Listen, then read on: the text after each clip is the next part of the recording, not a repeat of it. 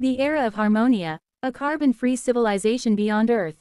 A story of renewal, ascension, and harmony. The year was 2173. Earth had changed. The skies were a quiet canvas of blue, untainted by smoke or smog. There were no honking vehicles, no pipelines, no factories spewing poison into the air. Instead, above the planet floated the aurora grids, glistening networks of solar kites that captured energy from both sun and moonlight. Cities did not grow from concrete but from forests and flowers, spiraling upwards into green towers. The world had entered a new chapter. One of peace, one of balance, one of harmony. This was the era of Harmonia. 2 centuries earlier, Earth had been choking. Oceans were rising, forests were vanishing, storms battered cities with furious vengeance. Species after species fell into extinction. In the midst of all this chaos, something incredible happened: humanity changed. Not by chance, but by choice. In 2039, the Carbon Exodus Protocol was signed by every nation on Earth. For the first time in history, the world united, not to conquer, but to protect. Fossil fuels were banned, oil rigs were dismantled and turned into offshore wind farms. Coal mines became massive geothermal power plants. The deserts, once forgotten wastelands, now gleamed with heliocells that tracked the sun and powered cities. Forests were replanted, not just for the environment, but for the soul. The Amazon roared back to life, denser and more biodiverse than ever before. From that point forward, everything changed. By 2100, humanity had become master of the natural elements. Wind, water, sunlight, and the Earth's heat were no longer just phenomena, they were the very lifeblood of civilization. Homes were not built, they were grown, living structures capable of photosynthesis, self-healing, and adaptive architecture. They swayed with the wind, changed color with seasons, and generated energy as they breathed. Transportation was reborn. Cars and buses ran on quantum hydrogen cells, refueled midair by solar drones. Trains glided over magnetic veins embedded in the ground. Ships skimmed the oceans silently at incredible speeds, using electromagnetism instead of fuel. Even the skies opened up. Planes, now quiet and feather-light, flew using atmospheric ion engines, emitting nothing but grace. And the forests, they outnumbered people. Billions of trees had been planted by drone swarms and agrobots, reclaiming every scarred patch of Earth. No one remembered the word deforestation. Children grew up with nature, not against it. Then came the greatest leap, the age of ascension. With Earth healed, eyes turned to the stars. Moon bases flourished, not for war, but for agriculture and science. Mars bloomed under its first human-grown tree. Europa's oceans were warmed by geothermal pods, hosting the first underwater colonies beyond Earth. Ringworlds, built with titanium from asteroids, orbited Jupiter, glowing like halos in the darkness. Humanity had evolved. Diseases were cured. Life expectancy passed 250 years thanks to cryo-longevity therapies and genome mapping.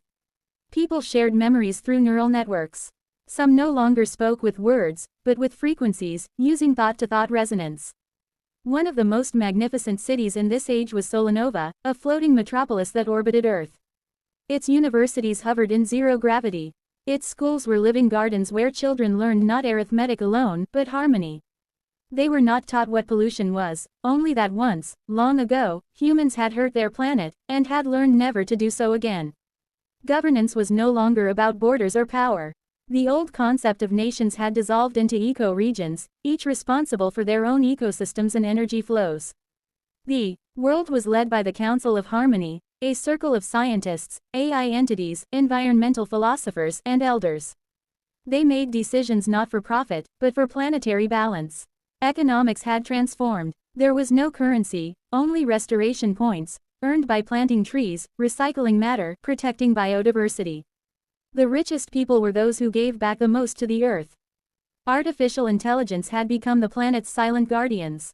They monitored weather patterns, prevented wildfires, predicted ecological imbalances centuries ahead, and helped humans adapt without resistance. They were not rulers, they were helpers. And humanity trusted them, not because of control, but because of partnership. Further into space, near the distant exoplanet Kepler 452c, floated an astonishing marvel, Gaia's Whisper. It was a completely terraformed sanctuary. Water extracted from comets flowed in rivers. Trees from Earth grew beside alien plants under twin suns. Here, a new generation was born, the Harmonians. Children of Earth and space.